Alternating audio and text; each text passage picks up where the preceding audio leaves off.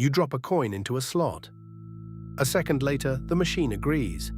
It knows the coin is real. It knows exactly what it is worth. No cashier, no glance, just metal falling through a dark channel. Inside, a quiet little laboratory is already at work, measuring your coin in ways your eyes never could. Let's open the front panel, slow the fall down, and watch how a vending machine sizes up a single coin. Watch the coin leave your fingers. It slides into a narrow slot, just wide enough to swallow it edge first. Behind that slot is not a bucket. It is a thin, slanted channel, almost like a tiny bowling lane tipped on its side. Gravity does the first job. The coin rolls and falls along this track, and as it travels, it passes a row of sensors waiting in the dark. The test has already begun, and the coin doesn't know it. The track holds the coin by its edge, like a marble in a groove. This matters. By keeping the coin upright and moving in one straight line, the machine controls exactly where it will be at every instant. A loose coin tumbling at random would be impossible to read. A guided coin is predictable, so the channel becomes a kind of stage, and the coin becomes an actor hitting its marks, one sensor at a time, in perfect order. First question, how big is it? As the coin rolls past, a light beam or a pair of contacts measures its diameter. A quarter is wider than a nickel. A nickel is wider than a penny. Each real coin has a size fixed by the mint, down to fractions of a millimeter.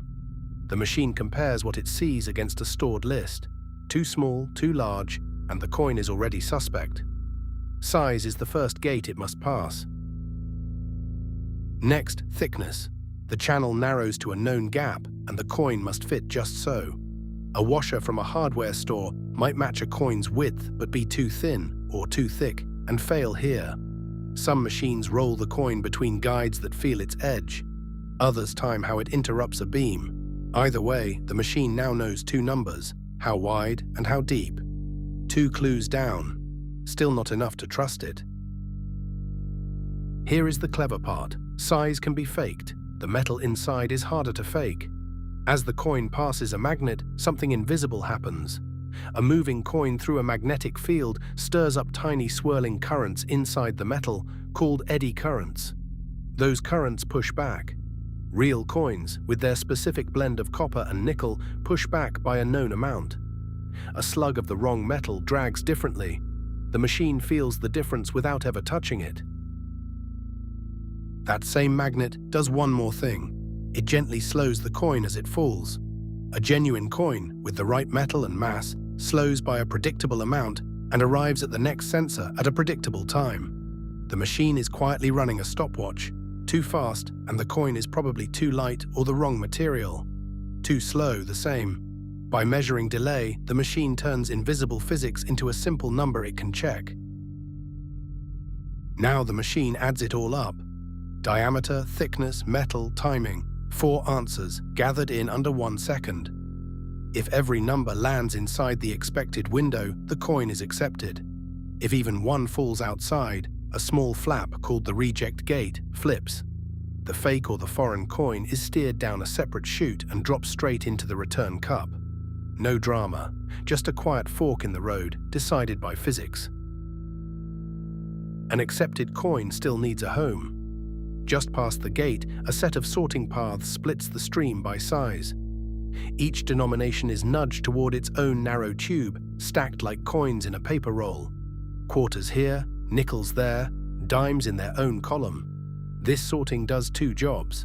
It keeps the machine's money organized, and it loads those tubes so they are ready later to be handed back to you as change. While the coins settle, a small controller is keeping score. Every accepted coin sends a pulse to the machine's brain, which adds its value to a running total on the display. Drop a quarter, and the number climbs by 25 cents. Another, and it climbs again. The machine isn't weighing your money in a pile. It is counting events, one verified coin at a time, and comparing the total against the price of the snack you want. Say you overpay. The machine owes you change. Now those sorted tubes pay off. A small motor or lever releases coins from the bottom of the right columns, one by one, counting as it goes, until the difference is exactly returned. This is why the machine cared so much about sorting. It cannot make change from a jumble. It can only count from neat stacks. The coins you fed in a moment ago may be the coins that come back. So here is the whole journey, start to finish. The coin drops into a slot and rolls edge-on down a guided track. A sensor measures its diameter, the channel checks its thickness. A magnet reads its metal through eddy currents and times its fall to judge its mass. 4 clues decide the verdict at the reject gate. Accepted coins sort into tubes, a controller adds up the total, and those same tubes count out your change. A coin you barely look at gets read like a fingerprint, in the dark, in under 1 second. Size, thickness, metal, and mass, all checked before it lands. Next time a coin drops and the number ticks up, you'll know the quiet little laboratory that just looked it over and said yes. Thanks for watching the Cutaway. Pull a coin from your pocket. It carries a story the machine already knows by heart.